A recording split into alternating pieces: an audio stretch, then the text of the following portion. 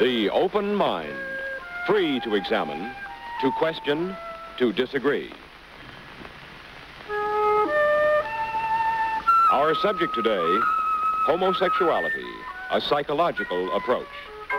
Your host on The Open Mind is Richard D. Hefner.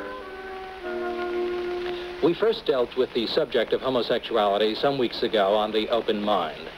At that time, my guests included a psychiatrist, a lawyer, a minister-teacher. And our discussion was general by design, not only because we had a delicate and a difficult subject to deal with, but also because we wanted to approach the matter from as many different points of view as we possibly could within half an hour. But my guest touched then on the statistic that male homosexuality covers a broad range or continuum of experience, that there is some indulgence in homosexual activities to some degree or other by between 37 and 50% of all male individuals, either in adolescence or afterwards. Obviously, then, such activities do not make an individual unique or bizarre, nor do they by themselves make him a homosexual. Those whose activities are exclusively homosexual, however, include approximately 4% of our male population, and we have here a problem of major proportions. Our panel tried to distinguish between that homosexual activity which harms society and that which does not. And the point was made that our legal attitude towards homosexuality often does not reflect medical opinion. For the law frequently considers it a crime to be punished rather than a problem to be treated. Now, of course, we touched on many other aspects of homosexuality as well. And from your response to our program, it was obvious that a good many of you felt precisely as we did, that we have here a problem that affects us all, affects us as parents and as good citizens concerned with our nation's mental health, and that this problem should and can be discussed openly and freely. Many of your letters contain questions concerning the cause of homosexuality, its origins, particularly in childhood, its treatment, and the preventative measures that can be taken by the parent. Therefore, my guests today are two prominent physicians who are particularly well qualified to deal with these matters. First, our first guest is Dr. Philip Politan of the New York Psychiatric Institute and co-author with Ellen C. Feilthein of Marriage in the Modern World, recently published by Lippincott. Our other guest is Dr. Harry Backwin. Dr. Backwin is president of the American Academy of Pediatrics. Well, gentlemen, suppose you let me begin this discussion by directing my first question to Dr. Backwin. Dr. Backwin, in this article that you've written on homosexual behavior in children, you say that the majority of adult homosexuals date the beginning of their unusual behavior back to childhood. And I wonder, in terms of your experience with your patients, with your studies and researches, what you think the origins and causes of homosexuality are in young people. Well, the pediatrician is especially interested in this condition because it seems as though if it's to be prevented at all, it is to be prevented during childhood. Sex play among members of the same sex are very common, according to Kinsey, and is indulged in about 50% of children. So that when a boy indulges in sex play with a member of the same sex, it's not a matter for concern. However, we would like to be able to identify those children in whom this sex play is serious and is going to go on to homosexual behavior in adult life, and normal sex play. The second thing we'd like to know, of course, is how to prevent trouble later on once we've been able to identify it in childhood. Well, I wonder what you find to be causation here. Have you been able to put your finger on cause and origin of the pattern of homosexuality? There are probably many causes. One is a constitutional cause. There is a small but quite definite group of children in whom I think this is an inborn deviation. These children, from the earliest childhood, boys particularly, dress up in the clothes of the opposite sex. They posture like members of the opposite sex. They experiment with cosmetics. Now, we see these as children, but we don't know what becomes of them as adults. these are termed by the psychiatrist transvestites. And the psychiatrist doesn't consider the transvestite and the homosexual as necessarily the same. I'd like to very much to hear what Dr. Politan has to say about that. Well, we have an entirely different view. We don't in any way ignore the possible factor of the constitutional element, but we, working with homosexuals or other sexual deviates, find that the early parent-child relationship bears a greater relationship to the development of this condition than other factors. For example, we find that one of the most common expressions of difficulty is the aggressive, dominant, controlling mother and a very passive, meek, compliant father, so that the boy, in the development of his psychological life, identifies with a parent of the opposite sex rather than with a parent of the same sex. Because we know that in the course of psychological growth, there is the normal period of what we call the latency period or the homosexual period between the ages of about 6 and 12, in which little boys play with each other. They play the hardy boys games. They have gangs and groups. And little girls play together themselves, and they indulge in feminine activities, playing with dolls and with cooking utensils, and they want to help mother. In other words, gradually they are beginning to identify themselves with the parent of the same sex, so that at the age of puberty, when there is a tremendous psychological and physiological upheaval, they now become men if they are boys, and they now become women if they are girls, and then they can go out like father did or like mother did into the world and seek for themselves a mate on a heterosexual level. The homosexual has somehow or other become fixed or limited in his development at the immature level of psychological growth. Well, now, I'd like to ask a question of you concerning something that Dr. Bachman said. You talked about the little boy who dresses up as a girl. This may be an indication of what you were talking about, but on the other hand, it doesn't have to be, I gather. That you're talking about an overall pattern, and one incident, one step in one direction or another doesn't make a pattern, I gather. Oh, no, this is the child that repeatedly does it. Now, this is very rare. I don't think I've seen more than half a dozen children of this sort. And it certainly doesn't explain the 4% that one sees in adult life. And I think we must consider the factors that Dr. Politan has mentioned to account for the large group. I think it's important to know that there is a small group that is constitutionally determined, and there are interesting twin studies along this line showing that it's constitutional. That is, when the twins are both the same, are identical twins, then they're both homosexual. And when they're not identical, that is, when they're two-egg twins, then only a small percentage of co-twins are also homosexual. Is this a point that's accepted by a psychiatrist as well? Yes, I would say in a small proportion of patients. And as Dr. Bachman has mentioned, the pattern of the little boy dressing in female clothing or manifesting the interests of the little girl is not a prominent picture. Very frequently, the homosexual does not become aware of his overt homosexuality until later in life. And often it comes as a terrific shock to him. And often he comes to the psychiatrist with this information, and he wants to change, observing his propensities and not wanting to accept them. So that I would say that a small proportion of individuals would fall into the category described by Dr. Bachman. Well, you talk about constitutional causes, and by that you mean congenital. Inborn. Something inborn. Does this mean that these characteristics are inherited? No, they're not inherited. They're in the genes, but they're not necessarily inherited. That is, in the sense that one or other parent are homosexual.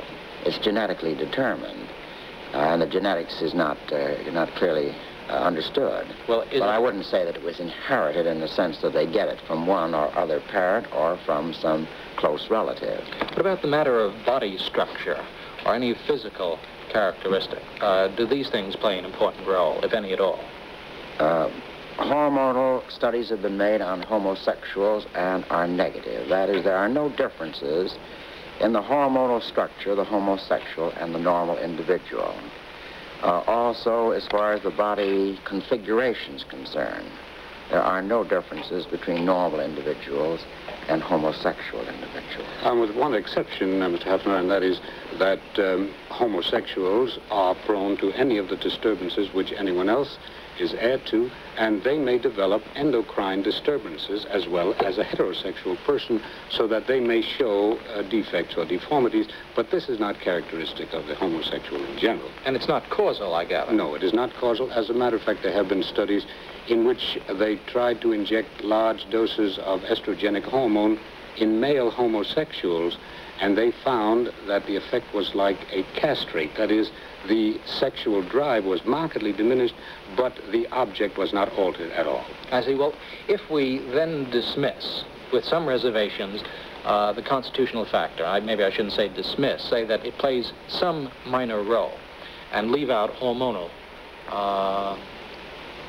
effects, or say there is no causal relationship between hormones and the development of the pattern, and we also say that it is not inherited necessarily, then I suppose we come back to the psychological processes that you began to talk about before.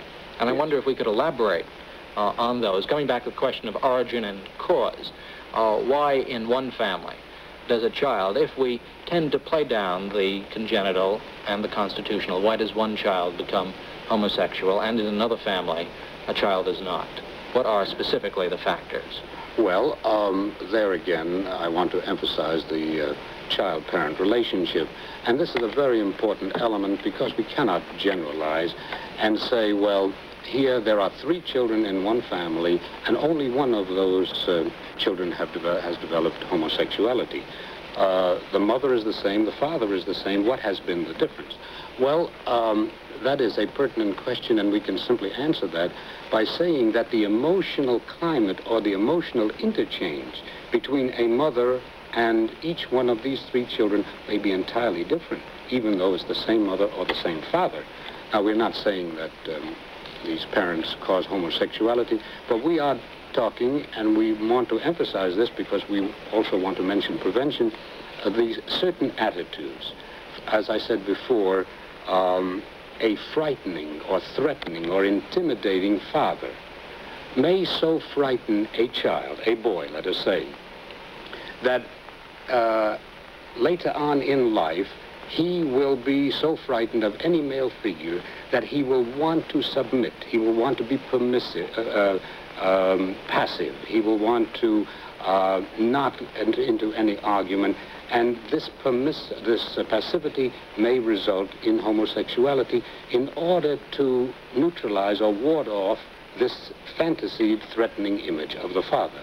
Or, as I indicated to you before, that a mother who is dominant and aggressive and controlling and isolates this boy from all social activities, or at least activities with the same sex, may develop in this boy an identification with a mother as a female and a fantasy that he wants to be a female too, like the aggressive, dominant, controlling mother. So that these are many factors, and there are many combinations of these elements which enter into the final development of a homosexual expression. You find these factors enter into your studies? I would emphasize other factors. I think the soil is different. Of course, the parental reaction to different children is different. Parents are different toward their children just as they're different toward their friends. And I don't think that's generally appreciated. There's certain objectivity. And so it isn't the same parent for each child. However, I think also the soil is different. And I think there is a difference in susceptibility of different individuals toward this deviation. Now, I think given the soil, given an unhappy home, given a child who is exposed to an aggressive adult, that under those circumstances, if the adult is of the same sex, this child may fall prey to this particular deviation. This was brought out in a very interesting study by Greco and Wright some years ago. Now, they studied a group of homosexual boys and also studied a group of control children. And they found that in these homosexual boys, they had commonly been exposed to an experience during a period when they were unhappy, to a sex experience with an individual of the same sex in whom they had faith, in whom they had confidence. And I think it's a sort of a non-specific unhappiness plus the chance meeting with some aggressive adult of the same sex. That plays a major role. Yes. And then the difference in the soil. I think there's a difference in susceptibility. Well, that's just it. I want to emphasize that. I think what Dr. Bachman says is correct, that many homosexuals have been seduced, so to speak, in the pre-adolescent phase. But often when we study these people, the soil has been right, because we know many perfectly healthy, well-integrated, mature people who have been seduced in the pre-adolescent phase and who somehow or other have come through it unscathed and unscarred and function perfectly well. So that the soil is different in these people who are exposed to older homosexual practices. Well, are you putting your emphasis, Dr. Bachman, on some traumatic experience, some single experience? Usually not a single experience, usually repeated experiences, according to the studies in the literature. And something outside of the individual, then, rather than inside? No, I would say, first, a fertile soil. Second, unhappy surroundings. And third, the chance meeting with an aggressive adult. Well, I wonder, as you say that, whether when the chance meeting does not take place, do we find our unhappy young person developing other troubles, developing neurotic patterns, rather than developing the homosexual pattern? In other words, is it the chance meeting plus the good soil that leads to homosexuality, while the good soil plus another set of circumstances will lead to a different pattern? Will he become neurotic? Yes. Will he develop other symptoms? That's a very good point, I think. Well, of course, I'm not so sure. I think we all have our hard raps, and we take them and get over them all right, and submerge them or whatnot. And they don't all necessarily have neurotic manifestations. We would not go along with that, Dr. Paul. Just to answer Mr. Hefner, my feeling is this, that if this child with a morbid parent-child relationship in the pre-adolescent period, if he is not exposed to an overt aggressive homosexual adult, will have the potentiality for homosexuality there in a latent form, which may never express itself in overt form, but there, since it is there and it wants to express itself, but it is being kept down because it is not acceptable, may develop all sorts of neurotic manifestations. Well, are there particular problem areas, particular problems that a young person will try to submerge or resolve or escape from by developing a homosexual pattern? Well, obviously, if there is an overt homosexual pattern, there is no impulse in the direction of the opposite sex, and therefore marriage, children, and the responsibility of a home is completely avoided. And this fits in very well because, as I indicated before, these are emotionally immature people. Even though intellectually and physically they may be fully developed and very mature, but emotionally they are immature from our point of view. Well, does that mean that the sight of a bad marriage constantly before the child, a desire to escape the responsibilities of such a marriage, that these are the areas of conflict that lead to an escape via the homosexual pattern? No, I wouldn't put it in such a direct relationship. Not at all. I don't think the marriage per se is the determining factor. I think it's the individuals in that marriage and their impact upon the child, the mother and the father. Well, what about preventative measures? Do we just reverse the coin, look at the other side of it? This is a problem, and I'm sure from the letters we've received that a great many people are eager to understand what one does to prevent this. Of course, the pediatrician is very much interested in prevention, and if prevention is to be effective, it's going to be in the hands of the pediatrician. Given a child with, well, I think every child ought to have a happy home, and I think that, to a large extent, the pediatrician has an opportunity of helping with by noting mistakes in child rearing, false attitudes, directing perhaps certain parents to the psychiatrist for treatment and so forth. Just by creating a healthy, happy home, I think he can do something in a sort of a non-specific way. Now, according to Kinsey, and he's not alone in this, there are others that feel with him, there is a sort of a graded series. He grades people from 0 to 6, as a matter of fact, 0 being the complete heterosexual, 6 being the complete homosexual, with a graded series of people in between with different soils, if you will. Now, I don't think one can do anything very much with the people that are way over at one extremity. But the bulk of the homosexuals, as we know them, I think are in the middle somewhere. And I think there we can do something if we can recognize early trends and if we know the right thing to do. So I say, for one thing, we can try to correct the home and try to create for the child a happy home, suggest changes in parental behavior and so forth. I think if a child shows homosexual tendencies, that he should go, if he's a boy, say, to a coeducational school. I don't think he should be sent to a school simply for boys. I think he's much better off when exposed to members of the opposite sex.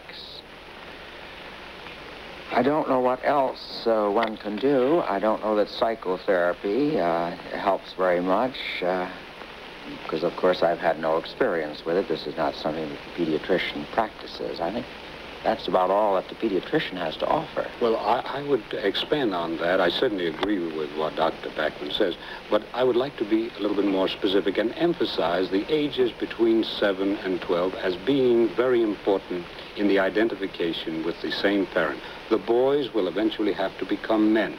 The father plays a tremendous role. The father cannot shirk his responsibilities.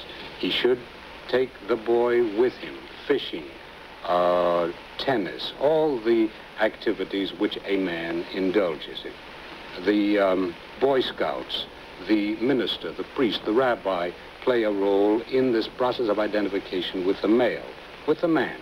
And the girl, too. The mother must take an active role with this little girl because she has to be a woman.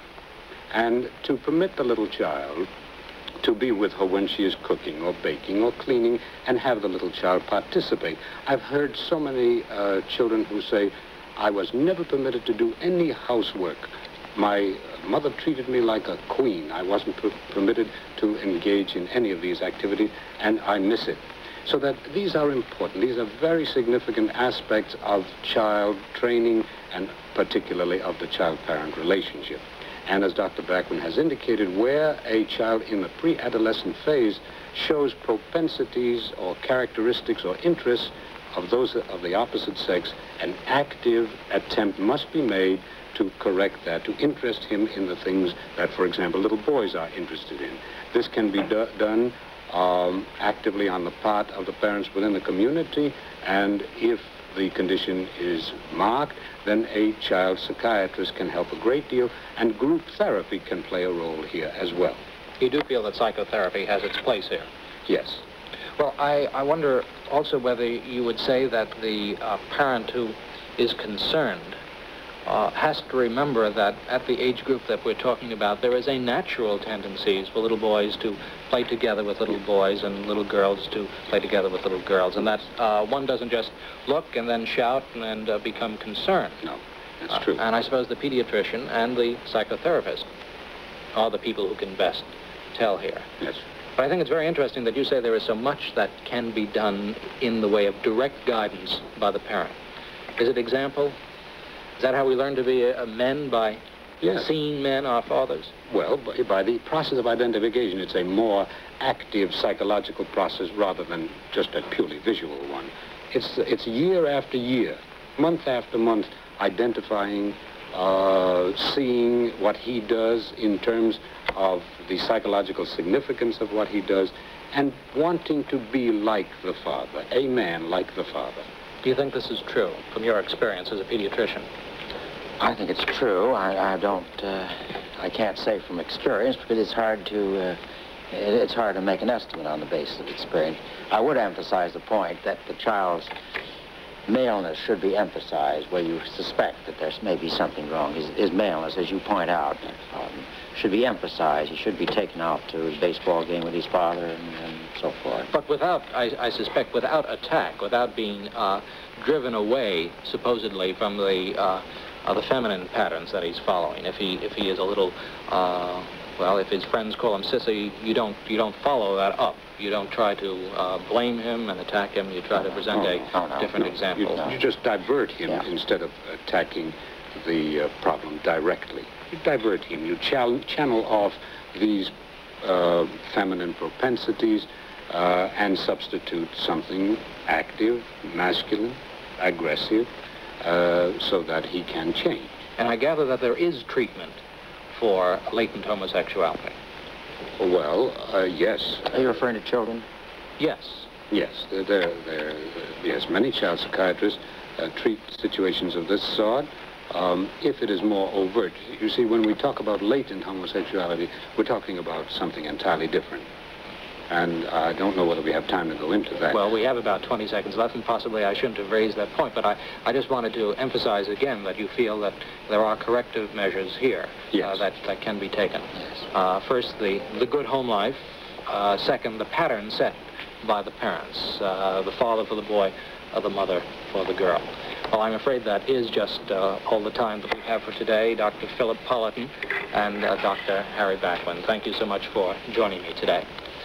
Homosexuality is a problem that concerns us all, and it is probably a sign of considerable progress and emotional maturity that we can discuss it intelligently on the air.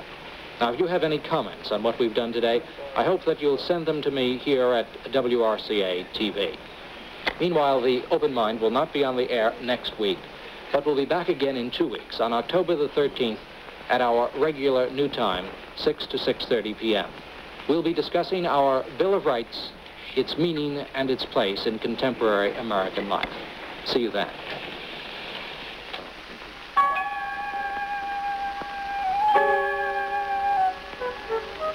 WRCA TV has just presented The Open Mind. Guests on today's program were Dr. Philip Politan and Dr. Harry Backwin. Your host on The Open Mind is Richard D. Hefner, historian and television commentator. If you have any comments on today's program or any suggestions for future programs, please send them to The Open Mind, WRCA TV, New York 20, New York. The Open Mind will be back again at 6 p.m. on Saturday, October the 13th.